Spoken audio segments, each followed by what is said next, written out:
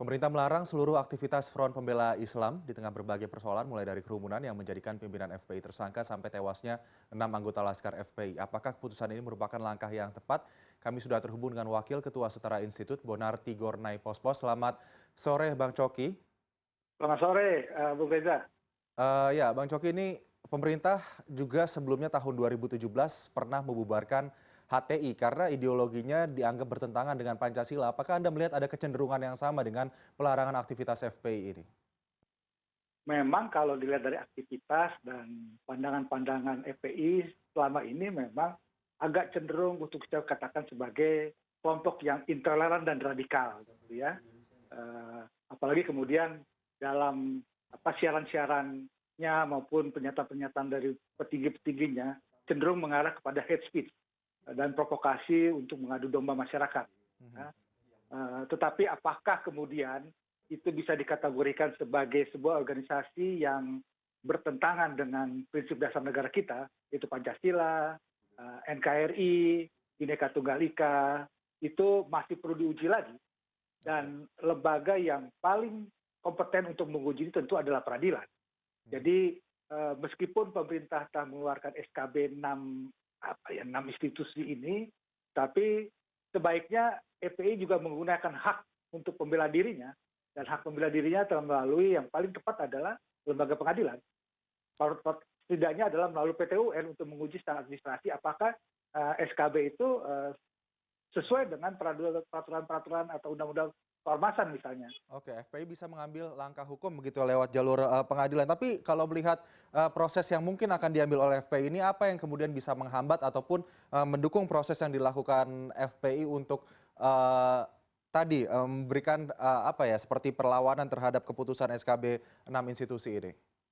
Ya mungkin karena memang SKB-nya kan menyatakan bahwa FPI dilarang melakukan aktivitas, ya, dilarang menggunakan atribut dan simbol-simbol yang menggunakan nama FPI. Tetapi kan kuasa hukum atau tim penasihat hukumnya mempunyai kewajiban, mempunyai hak untuk sebagai representasi dari mereka untuk melakukan perlawanan secara hukum. Jadi sebetulnya kalau tadi adalah rencananya tadi konferensi pers dari penasihat hukum, seharusnya polisi tidak bisa melarang mereka. Kecuali kalau kemudian yang konferensi pers itu adalah petinggi FPI secara langsung, ya. Itu kan tentu saja ya walaupun tafsirnya tentu akan debatable. Tapi kan SKB sudah menyatakan melarang mereka, ya. Tapi kalau penasihat hukum memiliki kekebalan hukum tersendiri, karena mereka mempunyai kewenangan untuk itu. Jadi saya menyarankan supaya tim penasihat hukum FPI ya segera melakukan langkah-langkah perlawanan apa yang bisa mereka lakukan.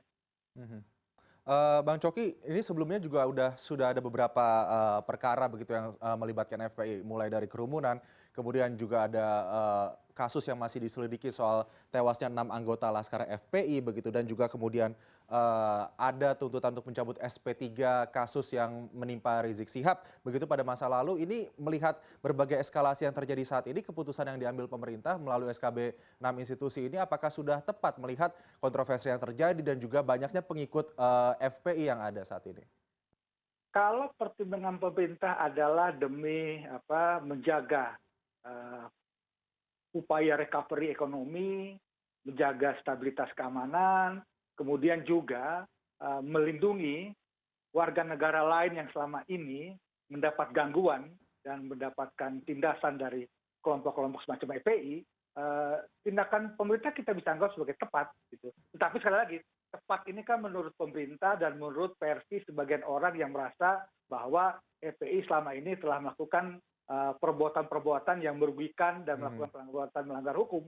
Tapi kan pada uji tingkat terakhir adalah itu semua dilakukan melalui peradilan, dan di peradilan inilah kemudian akan digelar dan ditunjukkan bukti-bukti, fakta-fakta apakah betul FPI itu telah nyata-nyata melakukan perbuatan melanggar undang-undang misalnya begitu. Itu yang saya pikir adalah yang paling fair, yang paling jernih, dan paling adil untuk kita melihat keberadaan FPI sebagai sebuah organisasi. Oke, saat ini juga Bang Coki ramai di media sosial, di Twitter begitu. Ada akun bernamakan Front Penjuang Islam. Jika kemudian akun ini menjadi nama baru yang dipakai FPI untuk kemudian bisa beraktivitas begitu, apakah ini akan menyalahi aturan atau SKB 6 menteri yang sudah diputuskan? Kalau kita baca Undang-Undang Ormas nomor 16 tahun 2016 ataupun Perpu nomor 17 tahun 2017, mengapa setiap organisasi diharuskan untuk melakukan registrasi? Meskipun putusan Mahkamah Konstitusi mengatakan boleh saja sebuah kumpulan orang untuk melakukan kegiatan, tetapi kan sebagai sebuah organisasi, apalagi kalau dia misalnya ingin melakukan pengumpulan dana, melakukan kegiatan tertentu, tentu saja kan harus dibutuhkan struktur orangnya, siapa pelakunya, siapa penanggung jawabnya. Karena itu menjadi penting sebuah organisasi sebelum melakukan kegiatan itu terdaftar di Kementerian Dalam Negeri. Oke. Nah, kalaupun kemudian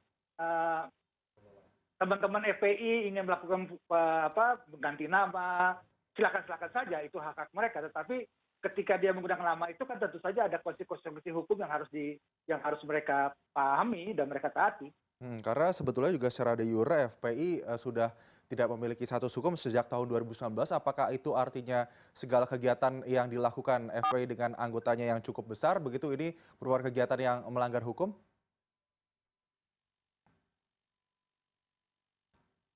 Ya, ya kami mohon maaf sambungan kami terputus. Dan ya terima kasih Bonar Tigor Naipospos, Wakil Ketua Setara Institut, sudah bergabung bersama kami pada sore hari ini. Kita ke informasi berikutnya.